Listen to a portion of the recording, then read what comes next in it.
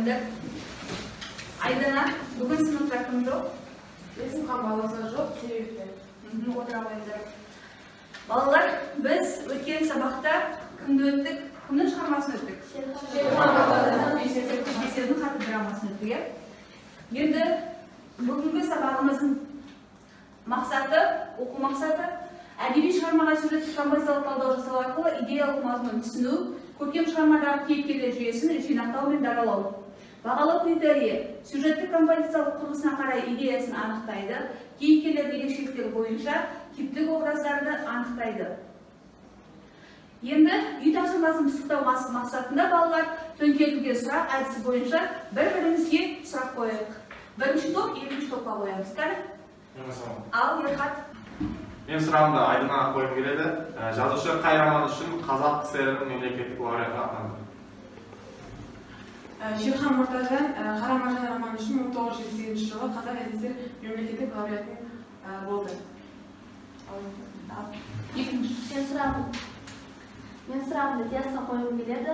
Шерхан Мұртаза өзінің еңбек жолын қай саладан бастады? Шерхан Мұртаза өз еңбек жолын редакторлық саладан бастаған. Екінші топ. Мен сұрағым Салтанатқа қойып келеді. Сен Шерхан Мұртазаның қандай романдарын білесің? Мен Шерхан Мұртазаның Ай мен Айша, Танымау жүрек пиязы спиті, тұтқын бала атты романдарын білемін. Шерхан Мұртаза кітаптар жинағын қандай кітаптармен байытты? Айдана қойып. Жазушы Шерхан Мұртаза ақындар мен әкімдер атты кітаптармен байытты. Мен қойсам қойып. Мен өз сұрағымды Ұлжанға қоямын. Шерхан Мұртаза қай жылы, қай жерде дүниеге келген? Шерхан Мұртаза 1932 жылы Жамбыл облысы Жуалабында дүниеге келген. Тамаша Диас отырғанды.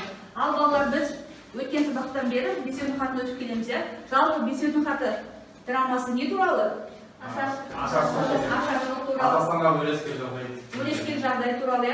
Ал енді Бесеудің хатын кім жазды?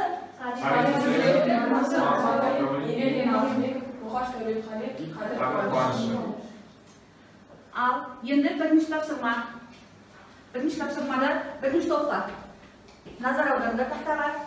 Бесеудің хаты драмасын оқыңыз, оқиға табу әдісі арқылы композициялық құрылымына талдау жасаңыз. Дескриптор оқиғаның басталуын анықтайды, оқиғаның байланысын анықтайды, оқиғаның шиеленісін анықтайды, оқиғаның шарттау шегін анықтайды, оқиғаның шешімін анықтайды. Ал екінші топқа тапсырма. Бірінші топ тапсырманы осындай белгілеріне болады. Екінші топ Шерхан Мұртазаның Бесеудің хаты драмасын композициялық құрылысына талдау жасау арқылы идеясын анықтаңыз. Оқиғаның басталуы, байланысы, шиеленісі, шарттау шегі, шешімін анықтап, оқиғаларды жазамыз, осыдан бар идеясын анықтаймыз. Ал тапсырманы осындай белгілеріне болады. Балалар, дескриптор композициялық құрылысына талдау жасау арқылы оқиғаны ашады, шығармаға идеясын анықтайды.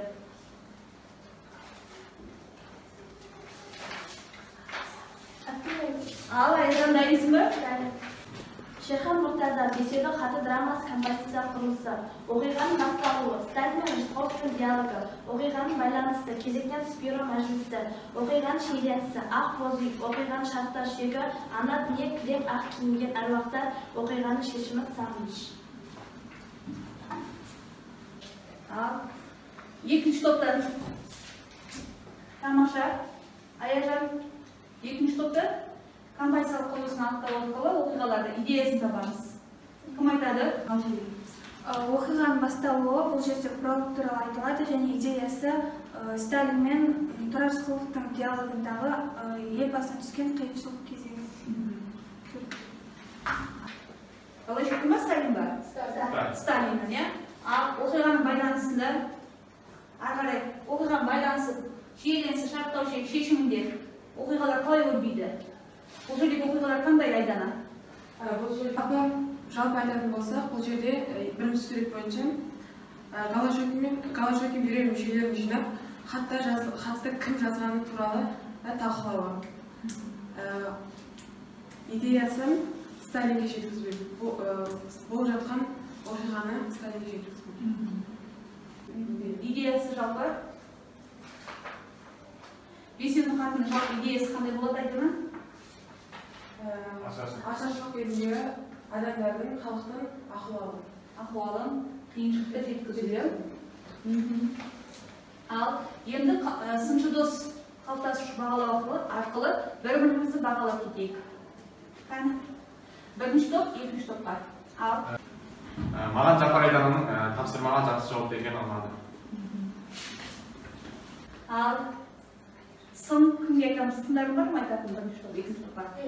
Ал айта ғой. Мен Рысқұл Айдананы сын айтқым келеді, себебі ол Рысқұловпен Сталиннің әңгімесіндегі Сталинді Голощекинмен шатастырды. Дұрыс айтасың, иә? Дұрыс. Ал екінші топ, бірінші топқа. Маған Рысқұл Айдана Аяжанның сабаққа қатысқаны, тапсырманы жақсы жеткізгені ұнады.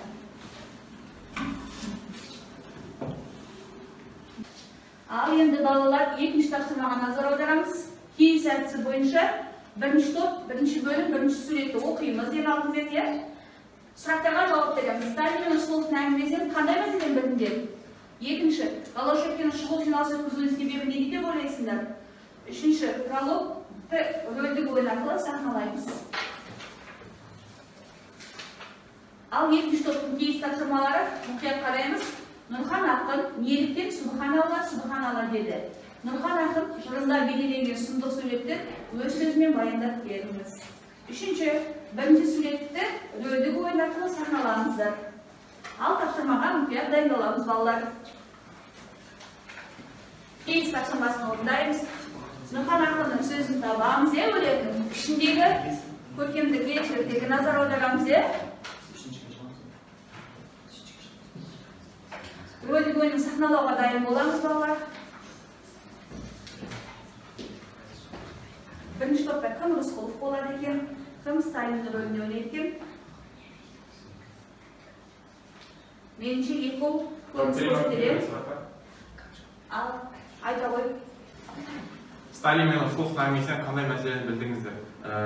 Ғабит Мүсірепов бастаған 5 адам Сталинге хат жазған, онда Қазақстандағы өрескел жағдай бейнеленген, бірақ хат қолды болды. Сұрақ Айсана. Голощекиннің шұғыл жиналыс өткізуінің себебі неде деп ойлайсыңдар?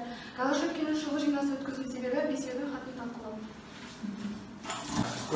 Көрініске дайынсыңдар ма? Ал келе ойындар ортаға. Екінші топ мұқият дайындаламыз. Бірінші топ көріністі қояды.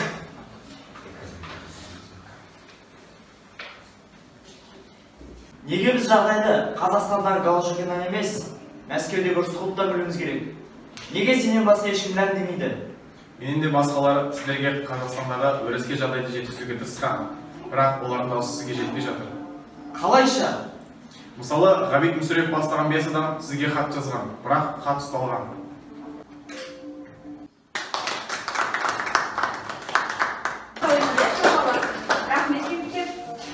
Ал екінші топ. Нұрхан неліктен Субханалла деді. Нұрхан ақын жолдан ақ боз етті көріп, осы үйде жақсылық болады деген оймен ішке кірген сәтте сол жерден қара диюле мен ібілістерді көріп шошып кетеді. Сол себептен ол Субханалла дейді. Ал екінші сұраққа кім жауап береді? Аяжан, Айдана. Нұрхан бейнеленген суреттен ашаршылықтан зардап шеккен адамдардың сирағы сырықтай, білегі күйген шыбықтай, саусақтары сүліктей болып болған адамдардың бейнесін бейнелейді. Көрсетейді. Тамаша Айдана. Енді саған қосымша сұрақ. Осы жерде Нұрхан ақынның бейнелеуінде қандай көркемдік тәсілді қолданған деп ойлайсың? Теңеу. Дұрыс. Теңеу. Себебі қалай жасалған теңеу? Дұрыс. Дайдей жинақтар жасалған, тамаша. Үшінші, бірінші суретті рөлдік ойын арқылы сахналаңыздар дейді. Ал ортаға шығайық балалар.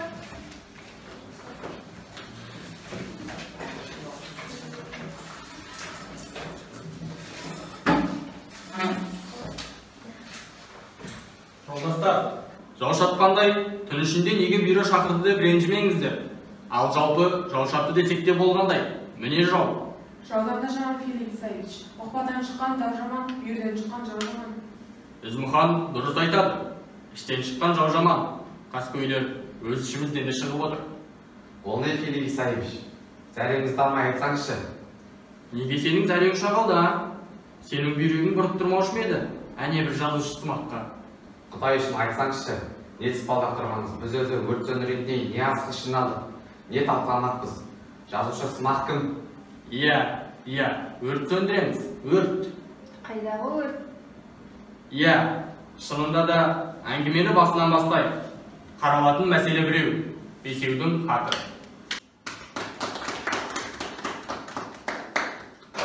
Отыра ойындар балалар. Ал енді балалар, қалыптасушы бағалау арқылы өміріміз бағалап кейік. Кімге тұлдығымызды бергіміз келеді.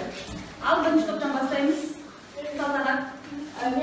Мен өз жолдасымды Диасқа бергім келеді, себебі Диас көріністе Голощекиннің рөлін өте тамаша сомдап шықты. Тамаша. Кім жұлдыз бергісі келеді? Ал Айжан. Мен өз жұлдызымды Жапар Айданаға бергім келеді, себебі ол бұл тапсырмада сұрақтарға өте жатыршы. Тамаша. Ал екінші топ. Мен өз жұлдызымды Бақдәулетке бергім келеді, себебі ол көріністе Сталин рөлін жақсы тамаша ойнап шықты. Арке. Өз жұлдызымды Айжанға бергім келеді, себебі сұрақтарға өте жақсы жауап берді. Тамаша, айтасың е? Тамаша. Балалар, ал енді үшінші тапсырмаға назар аударамыз. Шейхан Мұртазаның бесеудің хат драмасындағы кейіпкерлерді тек кестесіне топтастырып жазыңдар. Жағымды, жағымсыз кейіпкерлерді топтастырамыз балалар. Ол сендер үшін оңай тапсырма деп ойлаймын. Дескриптор кейіпкерлерді топтастырып жазады. Ал екінші топ. Драматург Шейхан Мұртазаның бесеудің хаты драмасы кейіпкерлердің ерекшеліктері бойынша типтік образдарды анықтаңыз. Типтік образдарды өмірлік мақсат-мұраты, кейіпкердің өз өмір сүрген ортасында көзқарасы, қарым-қатынасы, кейіпкер тілі деген осы үш параметр бойынша анықтаймыз. Дескриптор кейіпкерлерге талдау жасау арқылы типтік образдарды анықтайды, өмірлік мақсат-мұратын ажыратады, портретін анықтайды, кейіпкердің өз өмір сүрген ортасына көзқарасын ажыратады, кейіпкердің тілін анықтайды.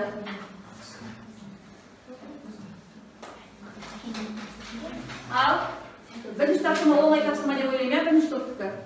Ал жағымды, жағымсыз кейіпкерлерді. Ал Ұлжан. Жақсы кейіпкерлеріне Рысқұлов, Мүсірепов және Нұрхан жатады. Ал жағымсыз кейіпкерлеріне келетін болса, Сталин, Қрамысов, Голощекин. Тамаша. Ал екінші топ. Кім жауап береді? Кейіпкерлерді. Типтік образдар бойынша. Айдана. Қрамысов. Ал Айдалар. Қандай айтасың? Қрамысов бойынша. Қрамысов бойынша айтасың ба? Қрамысов бойынша айтатын болсақ, Қрамысов Қазақстанда болған жағдайдың өмірлік мақсаты Қазақстандағы бұрмалаушылықтың Сталинге жеткізбеу, ал ортасымен қарым-қатынасы жағымпаздану, көкірегін көтеру, кейіпкер тілі мәтіннен мысал келтіретін болсақ, Жауданда жауын Филипп Исаевич, Оқпадан шыққан жау-жаман, бүйірден шыққан дау-жаман. Тамаша Айдана. Енді тағы Мүсірепов, Нұрхан, Сталин бойынша кім айтады? Ал Айдана. Нұрханның өмірлік мақсат-мұраты ол өз жырында елбасына түскен қиыншылықты, ашаршылықтағы адамдардың бет-бейнетін суреттейді және кейіпкердің өз өмір ортасына сүрген көзқарасы, қарым-қатынасы тұспалдап өз ойын домбыра жыр арқылы жеткізу және кейіпкер тіліне келетін болсақ, ақ жауыздар бәсе түндікке түскен екен ғой, құзғын қарғалар, құзғын тасқаралар. Тамаша. Не жақсы деген қалыптасушы бағалау бойынша кім пікірін жақсы айтты? Жылдамдатып айтып жіберейік. Сөйлеген оқушылардікі.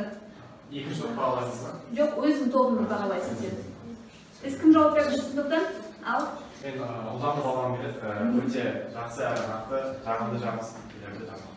дұрыс айтасың. Ал екінші топтан Диас айта ғой. Мен Рысқұл Айданаға айтқым келеді. Ол барлық сұрақтарға өте керемет деңгейде жауап берді. Тамаша отыра ғой. Ал балалар саралау тапсырмаларын бекіткен бүгін сабаққа сәл қатысқан оқушыларға. Ұлжан, саған дайындала бер. Ағакен саған, Ұлжан саған. Ал оңай сұрақтар деп ойлаймын, жауап беруге дайынбыз ба? Балалар? Шейхан Мұртазаның аудармаларын атайық. Шейхан Мұртазаның аудармалары олар Ботагөз, Қош бол Гүлсары деген аудармалары бар. Ал Ағакен? жазушының пьесаларын атаңдар. Жазушының пьесалары «Бесеуге хат», «Сталинге хат», жалғыз үйдің сыйдала, домалағана, отырауы. Жақсы, ал. Гүлжан. Шемер хаты драмасының идеясы Қазақстанда болып жатқан ашаршылықтың ахуалы. Ашаршылықты ахуалы сипаттау, соны көрсету бізге. Тамаша, жақсы қыздар. Ал енді 4-ші тапсырмаға назар аударайық балалар. Шерхан Мұртазаның «Бесеудің хат» драмасындағы Тұрар Рысқұловтың Ғабит Мүсіреповтің бейнесін анықтаңыз. Ол жерден кейіпкердің портреті, кейіпкердің сөйлеу тілі, кейіпкердің мінез-құлқы. Біз кімді анықтаймыз? Тұрар Рысқұлов пен Ғабит Мүсіреповтің бейнесін анықтаймыз. Бірінші топ. Бес-клиптерді қараймыз. Екінші топ. Екі түрлі түсіндірме күнделік әдісі бойынша «Бесеудің хат» драмасындағы кейіпкерлерді жинақтау мен даралауды анықтап пікір білдіріңдер дейді. Қай кейіпкерді жинақтап көрсетесіңдер, қай кейіпкерді сендер даралап көрсете аласыңдар. Дескриптор кейіпкерлерді жинақтау мен даралауды анықтайды, пікір білдіреді.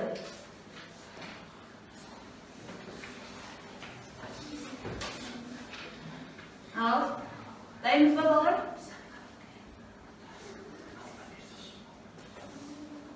Қай топ дайын екен?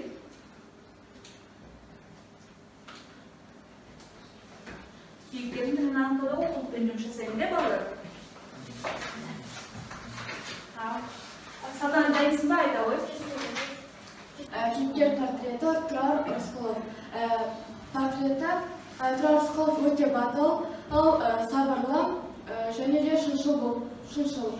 Ал сөйлеу тілі болса, ол Қазақстандағы жағдайда Сталинге еш қымсынбай, еш үйленбей, оған хат жазып, оның алдына барады. Ал оның мінез-құлқы ол батыл, сабырлы және де ел үшін жанын беруге даяр. Тамаша. Мінез-құлқы қандай еді? Мінез-құлқы өте батыл және сабырлы және ел үшін жанын беруге дайын. Өз ұлты үшін, қазақ үшін жанын беруге дайын. Ал екінші топтан Тамаша Салтанат. Екінші топтан жинақтау мен даралау. Қай кейіпкерді даралап көрсете аламыз? Даралауға Мүсірепов пен Рысқұлов, ал жинақтауға Сталин, Галашов пен Құрамысы. Даралауда сен екі кейіпкерді даралап көрсетіп тұрсың, Тұрар Рысқұлов пен Ғабит Мүсіреповті. Ал жинақтауда жағымсыз кейіпкерлердің бәрін бірге жинақтап тұрсың, отырауы. Ал енді жауап берген оқушы өз-өзіңіз бағалап шыққан. Салтанат жауап берді. Мен өзімді Тұрар Рысқұловтың бейнесін толық аша алдым деп ойлаймын. Тамаша. Ал Ақерке? Мен өзімді қалай бағалайсың? Толық айта алмадым, кейіпкерлерді толық ашылмадым. Толық аша алмадым деп бағалайсың, еді? Жақсы, отыра ғой. Ал енді балалар, бүгінгі сабақты кері байланыс беріп кететін болсақ, маған үш нәрсені айт. Оқу мақсаты, бірінші оқу мақсаты бойынша. Біз сабақта не өттік балалар? Бесеудің хатын естедік. Сюжеттік композициялық талдау жасау арқылы идеясын анықтадық. Екінші оқу мақсаты бойынша. Шығармадан кейіпкерлер бойынша жинақтау және даралау. Дұрыс айтасың Айдана. Типтік образдарын анықтап, жинақтап, даралап көрсетуге. Тамаша. Ал енді сендерді бүгін бағалап кететін болса, балалар бүгін 5 деген бағаны, яғни 10 балл алған оқушылар бірінші топтан. Ерхат, Салтанат, Аяжан, Бағдәулет. Бірінші топтың бәрі өте жақсы жауап берді. Барлығына 5 деген бағаны қоямын. Ал екінші топтан мен Диас, Айдана, Рысқұл Айдана, Жапар Айдана, Әкежан өте жақсы 5 деген бағаны қоямын. Ал 4 деген бағаны Ақеркемен өзі айтты ғой жаңа. Сосын Гүлжанға қоямын. Ал енді балалар үй тапсырмасына назар аударайық. Бесеудің хаты драмасындағы Тұрар Рысқұловтың ұлт қамы үшін еткен еңбегін дәлелдеп жазыңыз. Эссе жазамыз балалар. Ал балалар бүгінгі сабаққа өте белсене қатысқандар үшін алғыс айтамын. Сабағымыз аяқталды. Қош сау болыңдар.